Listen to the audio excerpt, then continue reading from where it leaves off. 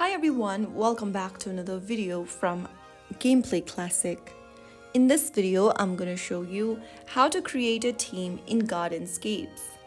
To create a team in Gardenscapes, first of all, you'll need to make sure that you have reached at least 36 level.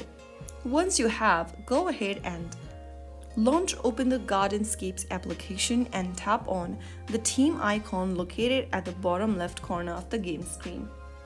Now you will see this kind of an interface where you need to tap on Create Team on the left inside menu. Enter a unique team name and then enter the description for your team. Here you can also select the team type, whether it is an open team or closed.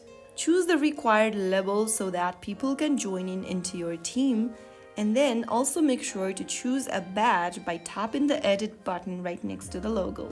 Now select a badge for your team and then click on edit, and finally tap on the create button at the bottom. In order to create a team, you'll need to spend 2000 coins, so make sure you have enough, and once you tap on the create button at the bottom, it'll cost you 2000 in-game coins, as you can see it on the screen.